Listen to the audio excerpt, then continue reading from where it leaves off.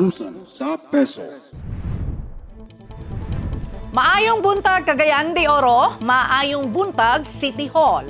Usa ka mapanalangin Lunes kanatong tanan. Ilabi na sa atong pinalanggang Mayor Honorable Rolando Clarex A. Uy, Vice Mayor Honorable Jocelyn Bebot Rodriguez, 21st City Council, ilabi na sa ato ang Chairman on Committee on Cooperative Labor and Employment, Honorable Hilda Gigi Go, mga department heads, pinangunahan ni City Administrator Attorney Roy Hilario Piraagas, Chief of Staff Ma'am Sheila Bilumbatan, mga kauban sa City Hall ug sa tanang mga kauban karong buntaga nga naa diri mismo sa City Quadrangle ug sa mga nagsubaybay sa live telecast via FB page sa City Information Office. Gikan sa Office of the Public Employment Service Officer o PESO Cagayan de Oro, mao kini ang malampusong media report alang sa unang unom ka bulan ning tuiga gikan Enero hangtod Hunyo 2026. Aron ihatod kaninyo ang mga detalye sa atong mga talagsaong kalampusan sa paghatag og trabaho ug panginabuhian, aniya ang atong espesyal nga balita.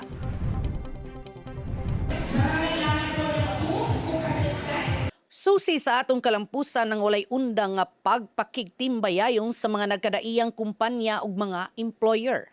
Sa unang unong kabulan sa tuig, miabot sa kabuoang 68,640 ka mga bakanting trabaho o vacancies ang malampuson natong pagpangita og trabaho. Tungod niini, madasigon natong giatiman ang atong mga aplikante. 4,439 ka mga registered applicants ang atong napagsilbihan, diin 4,436 kanila ang malampuson natong na-refer sa mga nagpaabot nga trabaho. Ug ang labing nindot nga balita, 3,659 ka mga kaigsuunan nato ang malampusong nakatrabaho ug hired na karon. Kini naghatag sa Peso Cagayan de Oro og usa ka talagsaon ug dako nga 82.48 placement rate para sa unang tunga sa tuig 2026. Usa ka pagmatuod nga ang matag lakang sa atong opisina adunay saktong direksyon ug kalidad. Ito naman, paglungo naman ng isa, nakalagit sila, tubag-tubag ni sila. Dito kuya, sorry kuya. Dito kuya. Wala usab nagpaulahi ang atong mga inisyatibo alang sa atong mga kabatan-unan ug komunidad. Ubos sa ato ang Career Development Support Program kon CDSP, naadtuan nato ang 11 ka mga tunghaan ug nagiyahan ang kabuang 1,230 ka mga estudyante padulong sa saktong dalan sa ilang karera. Very good, children of God. Ingon ana ha. Sa laing bahin, gipahingusgan sa atong buhatan pinaagi sa hugot nga suporta sa amahan sa dakbayan, Honorable Mayor Rolando Clarex A. Uy, ang pagpalig-on sa Special Program for the Employment of Students kun SPES. Nga gilocalize pinaagi sa summer jobber ko uy, nga nagtudlo sa mga kabatan-unan sa pagpanarbaho nga nagsumikad sa matag barangay. Mikabat sa 9,368 ka mga summer jobber ko uy ug 2,597 ka mga Special Program for Employment of Students kun SPES uban sa hugot na partnership ni Dole Cagayan de Oro Field Office. FP 2, 1! Aktibo usab natong gipaduol ang mga oportunidad sa matag usa pinaagi sa siyam ka mga job fairs nga miresulta sa 139 ka mga hired on the spot kun HOTS. Highlight ni ini ang Women's Month Job Fair inubanan sa Diskwento Caravan, PSME Job Fair, Job Fair Caravan for Overseas Employment, National Reintegration Network Fair, Trabaho Agad Independence Job Fair ug ang Himugso Job Fair.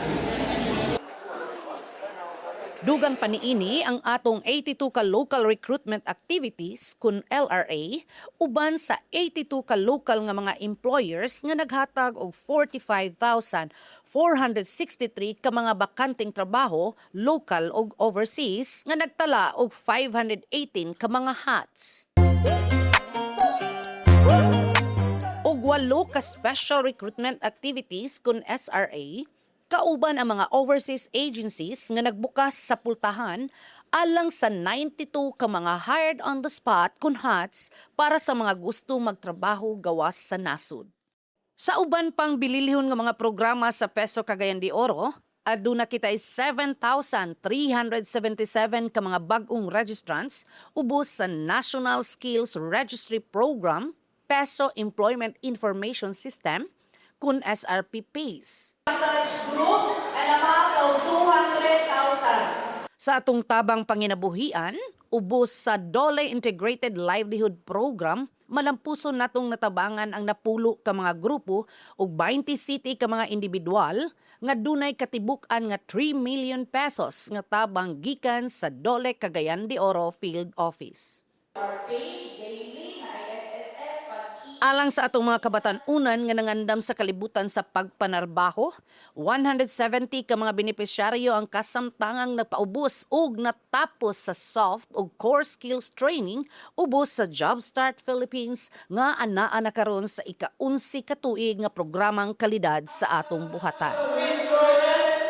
Gawas pa ni Ana, 62 ka local job seekers ang napaubos sa atong pre-employment seminar for local applicants kun PESLA matag Lunes. Samtang 1,808 ka mga first-time job seekers ang atong nahatagan og giya og libreng dokumento. Padayon usab ang atong pag-atiman sa atong mga kaigsuunang mamumuo sa panimalay, diin 178 ka mga kasambahay ang malampuson natong na profile alang sa ilang proteksyon ug kaayuhan. Hugot usab ang atong suporta sa mga programa ni Mayor Rolando Clarex A. Uy ang kuyog ta sa serbisyo sa baryo kon KSB nga adunay 425 ka mga kliyente nga natabangan ug sa matag People's Day na mikabat sa 541 ka mga naserbisyuhan. Sa laing madasigong balita, ang inyong ubos nga kauban mao ang napili nga Regional President sa Peso Managers Association of the Philippines Northern Mindanao Chapter o PIO sa Peso Map Incorporated sa nasyonal nga level. Peso City of Cagayan de Oro. Gigawaran usab ang atong departamento isip Best Peso Northern Mindanao 2025 Highly Urbanized City category nga dunay 100% performance rating ug mulaban sa national level karon umaabot Oktubre sa dakbayan sa Sugbo. Gipahalipayan usab kita sa DOLE Region 10 Office sa mga sumunod. National finalist for the 2024 search for Best Peso SBP under Highly Urbanized category in its recognition to its Peso and its Peso manager by DOLE National Office.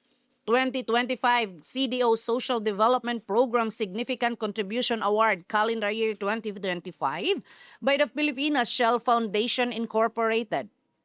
Unwavering partnership and invaluable support to Learning to Earning Pathways Moonleap Program by UNICEF Philippines through Ateneo Learning and Teaching Excellence Center.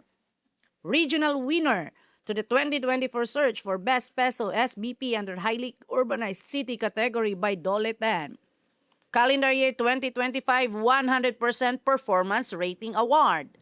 DOLE Integrated Livelihood and Emergency Employment Program Kundilip, Exceptional, Consistent, and Intensive Support for Calendar Year 2025. Child Labor and Prevention and Elimination Program kung SILPEP, Exceptional, Consistent, and Intensive Support, Calendar Year 2025. Special Program for Employment of Students kung SPES, Most Number of Beneficiaries Registered and Placed Award, Calendar Year 2025.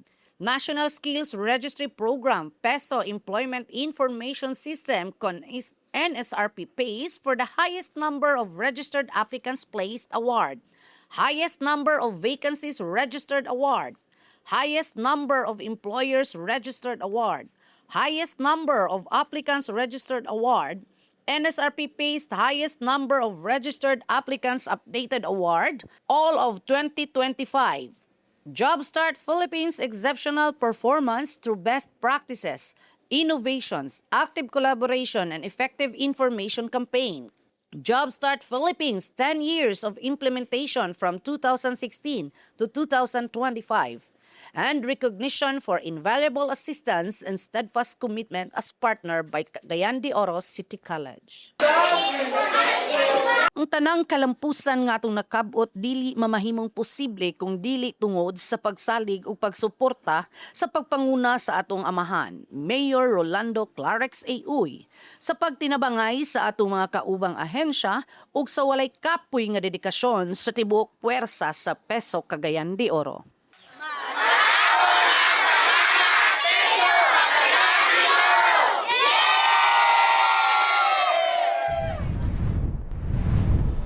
Padayon kita nga magserbisyo nga adunay kasing-kasing ug kalidad aron masiguro nga ang matag Cagayanon adunay disente ug dungganong trabaho. Gikan sa kinatibuk ang puwersa sa Office of the Public Employment Service Officer, sa amuang Administrative Services Division, Information Communication Technology Services Division, Youth Program Skills Training and Community Services Division, and Employment Facilitation Services. Kini na lamang si Kathleen Kate Dailo Sorilla, ang inyong Peso Manager, nagpahinumdum nga sa pagpangita sa disenteng trabaho o panginabuhian, kauban tauy. Ug ang Peso Cagayan de Oro, happy to serve you. Daghang salamat. To God be the glory.